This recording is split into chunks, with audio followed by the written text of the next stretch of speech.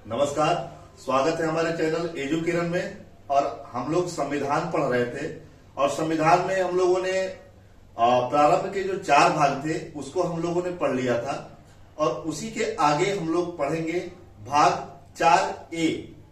ठीक है, तो आप लोगों को ये देख के पता चल रहा होगा ये ए जुड़ा है और 51A जुड़ा है।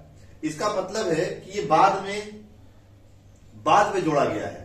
बाद में जोड़े जाने का मतलब ये है कि मूल संविधान में ये विषय नहीं था। तो ये फिर आया कैसे, तो इस बात को ध्यान देंगे। सरदार स्वर्ण सिंह समिति बनाई गई थी एक, और सरदार स्वर्ण सिंह समिति के सिफारिश के आधार पर 42वां संविधान संशोधन किया गया 1976 में, 1976 में। और उसी के आधार पर संविधान में भाग 4A यानी कि मौलिक कर्तव्य को भारत के संविधान में जोड़ दिया गया। ठीक है, तो इसके लिए हम लोग ध्यान देंगे कि भाग 4A और 51A को जोड़ा गया। ठीक है, और इस बात को भी ध्यान देना है कि जब 42वां संविधान संशोधन 1976 में हुआ तो प्रारंभ में 10 मौलिक कर्तव्य थे। ठीक है, लेकिन बाद में एक और 86वां संविधान संशोधन हुआ। इसके पहले हम लोग पढ़ चुके हैं 21A मूल अधिकार में। उसी के तहत 86वें संविधान संशोधन सन 2002 के तहत एक 11वां मौलिक अधिकार जोड़ दिया गया, वो हम लोग आगे पढ़ेंगे। तो ध्यान देंगे, मूल अधिकार और मौलिक कर्तव्य ये होता क्या है। मूल अधिकार जो है संविधान द्वारा प्रदत्त है, भारतीय नागरिकों को मिला हुआ है। ठीक है, लेकिन मौलिक कर्तव्य क्या होता है। कर्तव्य का मतलब राइट, ड्यूटी। भारत के प्रत्येक नागरिक का क्या क्या कर्तव्य बनता है भारत के प्रति, देश के प्रति। ठीक है, तो उन्हीं ये 11 मौलिक कर्तव्यों को बताया गया है 51A में। ध्यान देंगे कि मौलिक कर्तव्य जो है वो किसी पर थोपा नहीं जा सकता है, किसी से जबरदस्ती नहीं कराया जा सकता है। ठीक है, और ना ही इसके हनन पे कोई कानूनी प्रावधान है।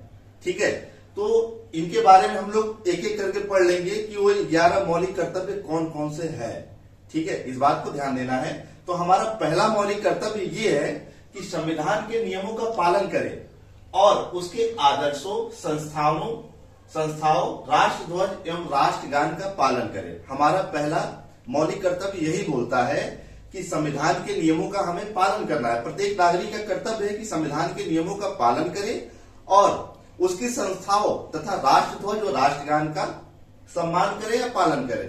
ठीक है, दूसरा दिया है स्वतंत्रता के लिए हमारे राष्ट्रीय आंदोलन को प्रेरित करने वाले और उच्च आदर्शों को हृदय में संजोए रखना है।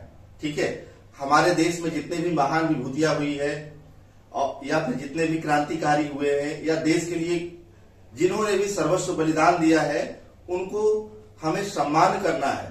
ठीक है, और उनकी बातों को हमें हृदय से संजो के रखना है, उनके आदर्शों पर चलने का प्रयास करेंगे। ठीक है, एक अच्छे नागरिक का कर्तव्य है। तीसरा दिया गया है भारत की एकता, प्रभुता व अखंडता की रक्षा करे और उसे अक्षुण्ण बनाए रखे। अक्षुण्ण का अर्थ होता है जिस प्रकार से है उसी प्रकार से बनाए रखें। ठीक है, जिस प्रकार से है उस प्रकार से बनाए रखें, उसको धूमिल ना होने दे, टूटने ना दे। ठीक, और चौथा दिया है देश की रक्षा करें। प्रत्येक नागरिक का कर्तव्य है कि अपने देश को अपने घर के तरीके समझे और उसकी रक्षा करे हमेशा। वह आह्वान किए जाने पर राष्ट्र की सेवा करे। और नागरिक का यह भी कर्तव्य बनता है कि कभी यदि देश को आपकी जरूरत पड़े और देश यदि आपको आह्वान करे तो आप राष्ट्र हित में, देश हित में वो कार्य को करें। ठीक है, तो ये हमारा चौथा मौलिक कर्तव्य हो गया। पांचवा ये दिया गया है भारत के सभी लोगों में समरसता और समान मातृत्व की भावना का निर्माण करें। ठीक है, सभी लोग मिलजुल कर रहें, समानता का व्यवहार करें। और इसमें आगे दिया गया है जो धर्म, भाषा, प्रदेश या वर्ग पर आधारित, ये भाषा है,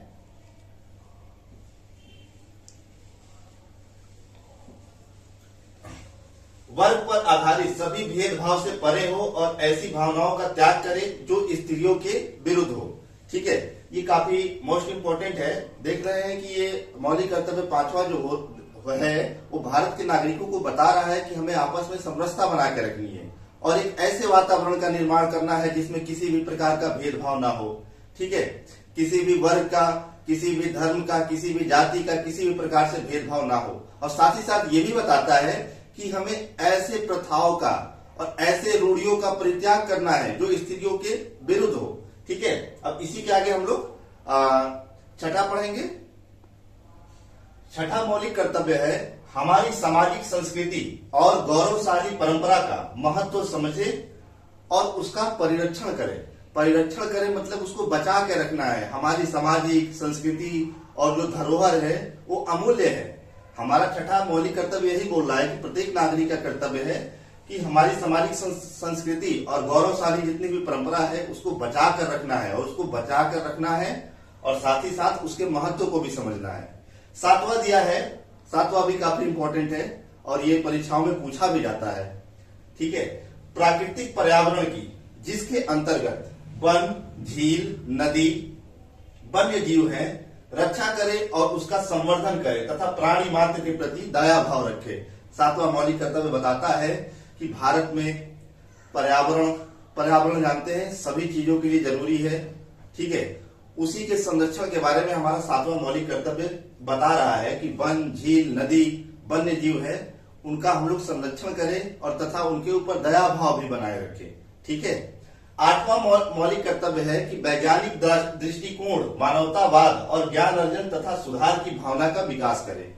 हम लोग जानते हैं भारत है, भारत में कई प्रकार से मान्यताएं जुड़ी हुई है, लेकिन भारत हमेशा इस बात को प्रमोट करेगा, भारत के नागरिकों को भी इस बात का प्रमोट करना चाहिए कि वैज्ञानिक दृष्टिकोण तथा मानवतावाद मतलब व्यक्ति का विकास किस प्रकार से हो, मानव जीवन का विकास किस प्रकार से हो, इस बात पर ज्यादा ध्यान देना है।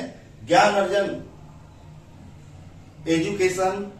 एजुकेशन की जितनी नई चीजें हैं, नई पॉलिसी है, अच्छे से अच्छा करने की कोशिश करेंगे। ठीक है, नवा दिया है सार्वजनिक संपत्ति को सुरक्षित रखें और हिंसा से दूर रहें। ये भी इंपॉर्टेंट है, ध्यान देंगे। हमारा मौलिक कर्तव्य बताता है कि भारत के नागरिकों को सार्वजनिक संपत्ति अर्थात सरकारी संपत्ति है उसकी रक्षा करनी चाहिए। सरकारी संपत्ति को अपनी संपत्ति समझना चाहिए। आप लोग जानते हैं कि सरकारी संपत्ति का अर्थ होता है कि सबका बराबर अधिकार वो हमारे और आपके पैसों से मिलकर बना हुआ है। तो हमारा यही मौलिक कर्तव्य नवा बता रहा है कि सार्वजनिक संपत्ति की हम लोग को हमेशा सुरक्षा करना है और हिंसा से दूर रहना है। जानते हैं हिंसा कहीं भी अच्छा नहीं माना गया है, हमेशा एक दूसरे का नुकसान ही होता है। ठीक है, तो हिंसा से दूर रखने की बात कर रहा है। 10वां दिया है व्यक्तित्व और सामूहिक गतिविधियों के सभी क्षेत्रों में उत्कर्ष की ओर बढ़ने का सतत प्रयास करें। ठीक है, इसमें व्यक्तियों की भावना को, समूह को आगे बढ़ने के लिए प्रेरित किया जा रहा है।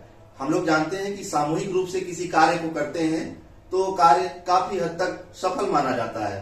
ठीक है, तो इस बात पे जोर दिया गया है कि प्रत्येक नागरिक का कर्तव्य है कि अपने आसपास के लोगों को, अपने साथ के लोगों को समूहों के निर्माण के द्वारा उस विषय को, उस क्षेत्र को आगे बढ़ने का प्रयत्न करेंगे। ठीक है, और 11वां मौलिक कर्तव्य ये इंपॉर्टेंट है और ये 11वां मौलिक कर्तव्य है, इसी को जोड़ा गया है 86वां संविधान संशोधन सन 2002 में। ठीक है, इस बात को ध्यान देंगे। ये 86वां संविधान संशोधन किया गया था जब शिक्षा को मूल अधिकार का दर्जा दिया गया था। उसमें बताया गया था कि प्रत्येक 8 से 14 वर्ष के बच्चों को निःशुल्क शिक्षा प्रदान की जाएगी। और ध्यान देंगे 21A में मूल अधिकार जब हम लोग पढ़े थे तो उसमें हमने बताया था, उसके तहत जोड़ा गया है। और फिर एक तो वहां पे संशोधन किया गया और इसमें मौलिक कर्तव्य में पहले 10 थे और एक 11वां मौलिक कर्तव्य 2002 में जोड़ा गया कि माता पिता और उसके प्रत्येक संरक्षक का कर्तव्य है कि अपने बच्चों को जो 6 से 14 वर्ष के हैं उनको प्राथमिक शिक्षा जरूर प्रदान कराएं। ठीक है, तो ये हमारा 11वां मौलिक कर्तव्य है। ठीक, इस बात को ध्यान देंगे और इसी प्रकार से हमारा मौलिक कर्तव्य है। तो मौलिक कर्तव्य के विषय में ध्यान देंगे, ये किसी नागरिक पे थोपा नहीं जा सकता है और यदि इस व्यक्ति जो है इसका पालन नहीं करता है तो इसके हनन इसके हनन का हम लोग वाद भी नहीं ला सकते हैं। ठीक है, इस बात को ध्यान देंगे। तो इस प्रकार से भाग 4A अर्थात आर्टिकल 51A समाप्त होता है।